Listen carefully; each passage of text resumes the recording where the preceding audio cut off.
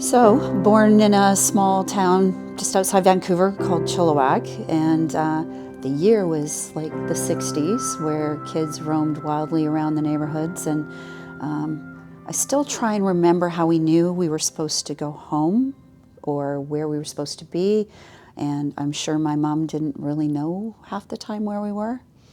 And from what I understand, comparing to other people, especially when I was a younger social worker, trying to find out why other people may have been led to this work, that growing up in a small town, sometimes there's a compressed events that happen. So not a lot of people, I understand, had a classmate murdered when they were in grade 3, then several in grade 11, and lots of drinking and driving and death through misadventure.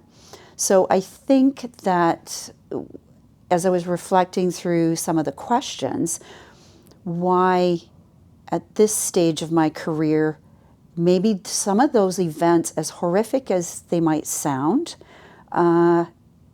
protected me a little bit for the events that I didn't know were going to come when I was a social worker.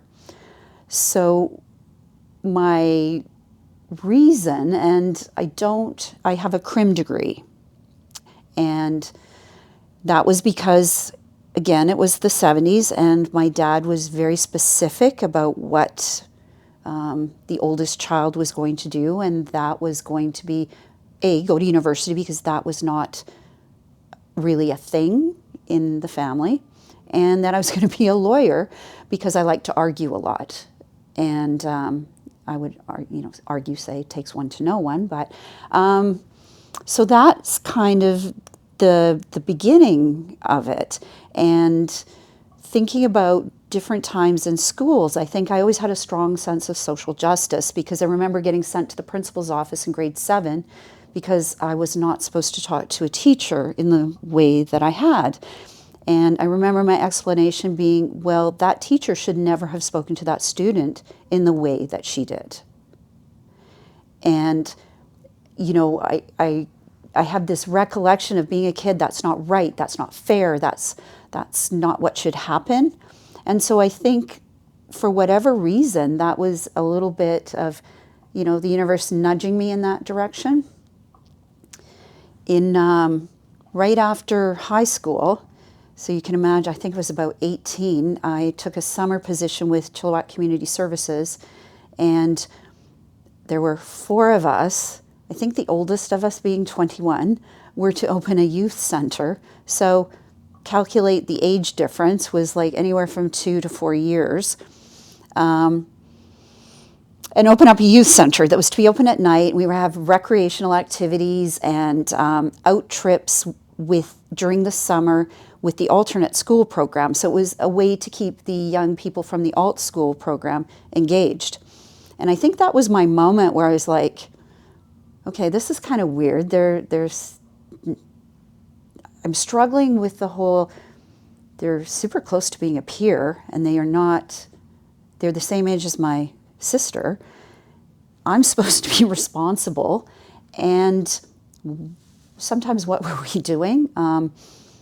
It was a big learning curve, because when we opened at night, there was, like I said, 4 young women, and sometimes things could get a little rough, where someone would come in and beat up one of the kids, and we'd all kind of stand there going, oh my gosh, what are we supposed to do? It was really flying by the seat of your pants. It was the 70s, where there wasn't all of these safeguards and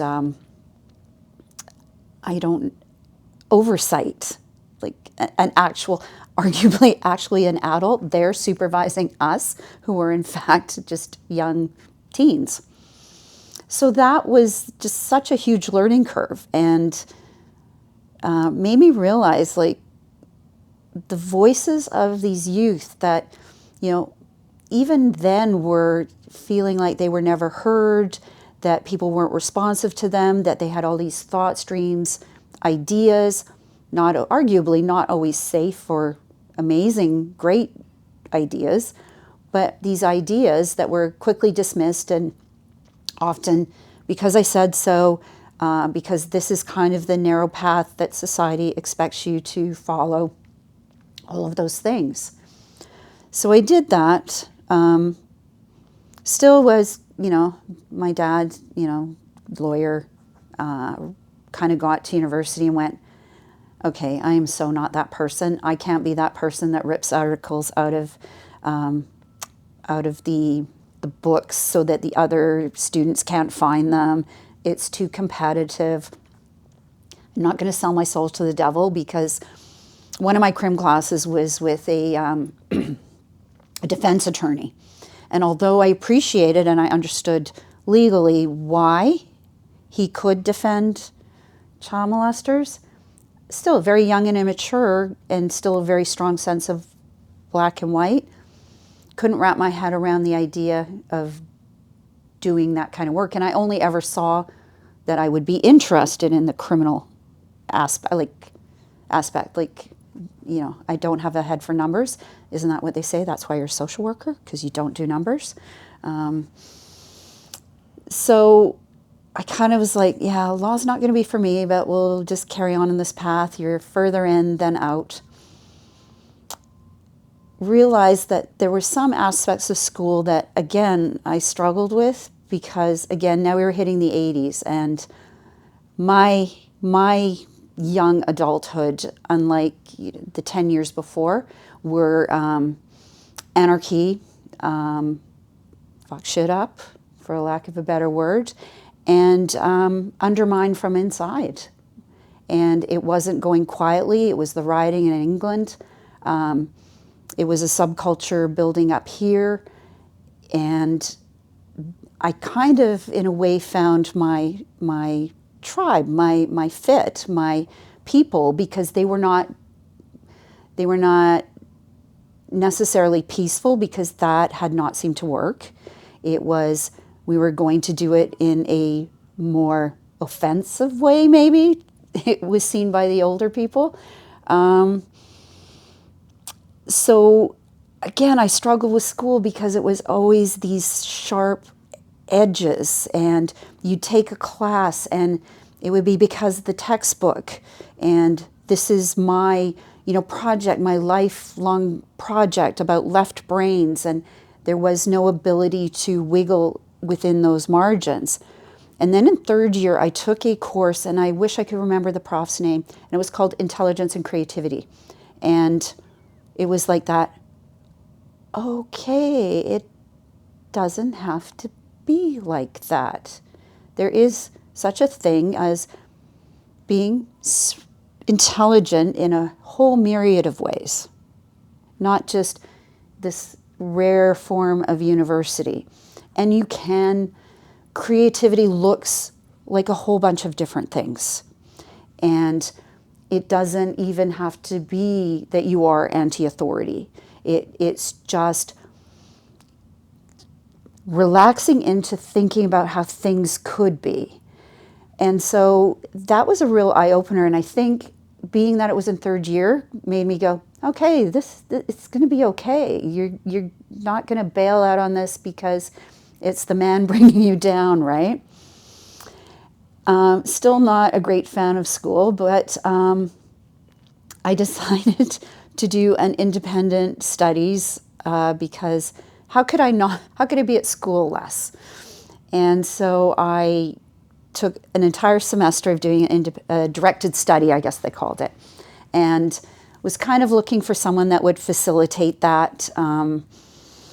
Talked to a bunch of my friends, and I had never had a class with him, but somebody said, oh, why don't you ask Igor Boyanowski? He's a bit of a outlier. He's a bit of a free thinker. It might work for you. So I just kind of announced myself. I said, hey, I want to do this. And he kind of looked at me, and he said, well, okay, what exactly do you want to do? And so I thought, okay, well, one should try and be a little bit, academic, a little bit professional about your approach. And you should bring this idea about, so where it started was children or youth play. And he kind of looks at me and he goes, wow, that's kind of big. And he goes, we talked a bit, and he goes, well, what are you really interested in? And this whole process that he took me through of curiosity, he goes, I don't even know what you're talking about. I'm just going to put it out there, but I am curious. And he facilitated, and he finally, after about 45 minutes, he goes, what are you really interested in? And I go, truth be told, I'm really interested in punk sculpture in Vancouver.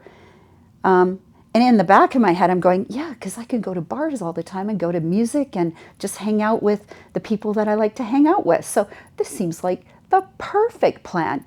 So I'm like, okay. So I threw it out there, and he goes, okay, so how are you going to do that?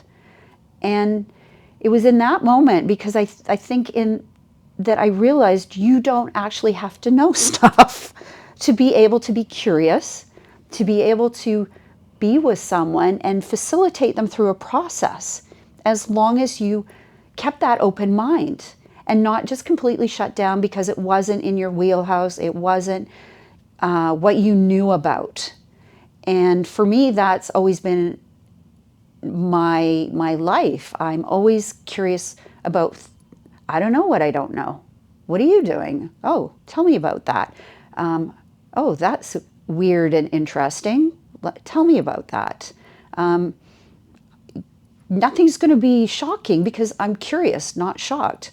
Although, I mean, kids have told me at times things that you're in the inside, you're going, on the outside, you're going, oh, tell me more about that.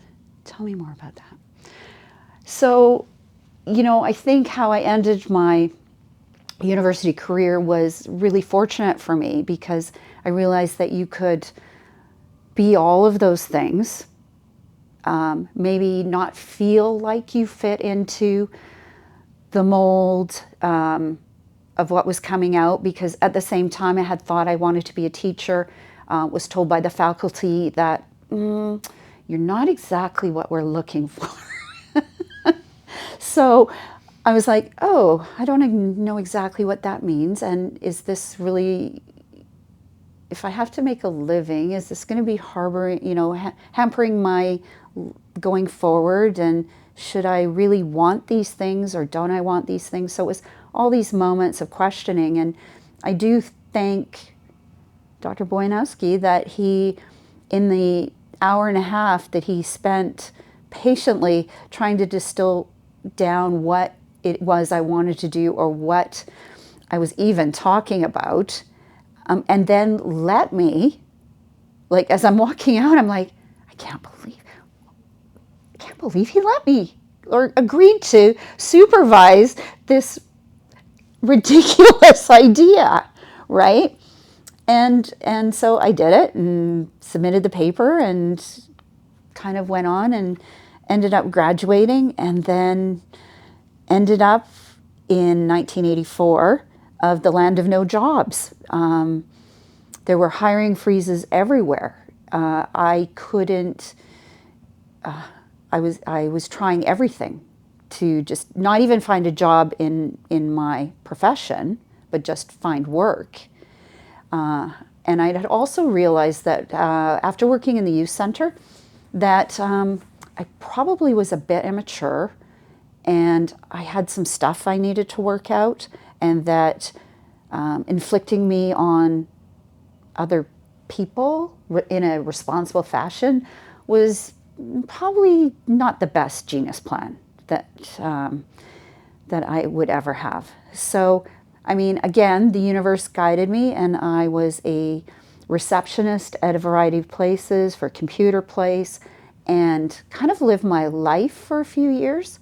Got out of my system some of the stuff that I needed to get out of my system, actually distilled down in a less immature, less angry way about how I would want to approach the world, because I'd collided with a much larger variety of people. I'd not only had my university experience, I had working, like I said, in the Computer Place. I worked for a bicycle frame place. They built the wheelchair for Rick Hanson's around the world. We did 2 special events, one for Expo, which I was the administrator for. So and the Human Powered Vehicle event. And so I met all of these other creative people doing all these other really outlier creative things, and kind of just settled in. And then, as with my life goes, someone came into the bicycle shop and who knew my sister and said, you know what, you need to shape up. You need to do something with your degree. And I'm like, okay. And I go, what do you suggest? And she said, well, I think I'm going to be a social worker, and I think you should be too. And I said, okay, Debbie, like, how do we do this? And she goes, well, don't worry about it. I'll get the applications, and then you're going to come to my house and we're going to study. I said, okay.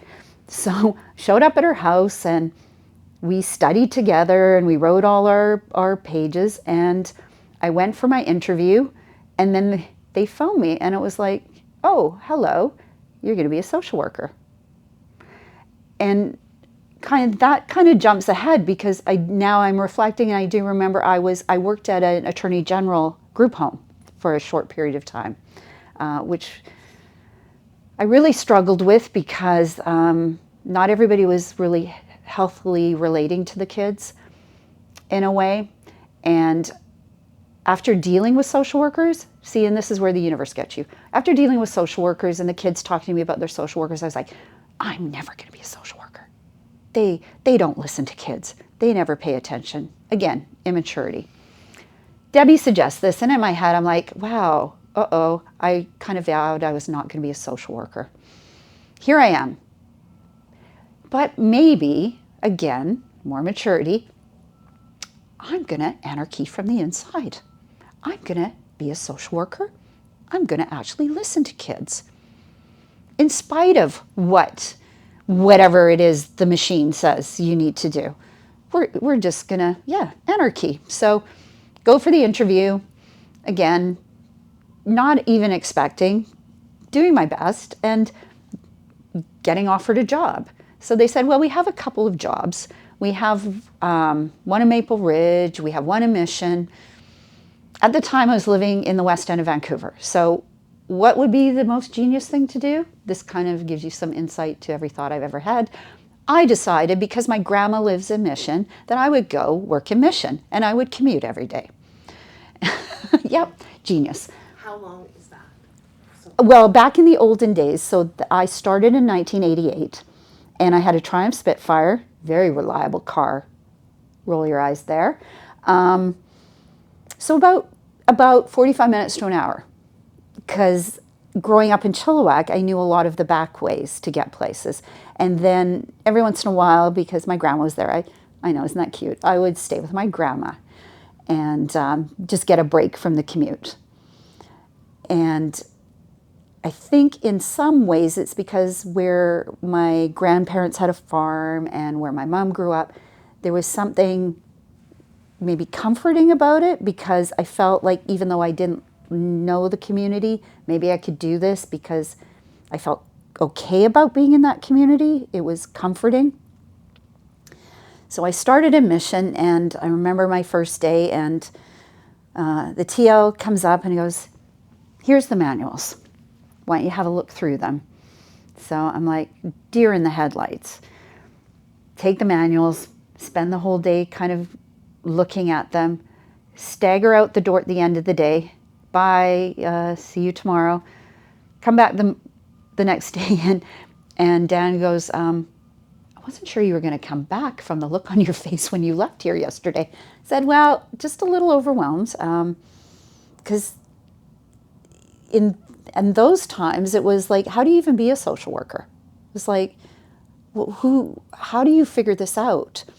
And so in that office, I had the good fortune that there was another, as we call them, baby social worker there, who was very empathetic, because both of you get thrown into it. Here's your caseload, 40 cases, go for it. And you do have all of these older mentors that were wonderful, supportive, all of those things. I don't think I could have done it without their kindness and their patience in terms of asking the same question 10,000 times, or kind of looking like a rabbit in the headlights.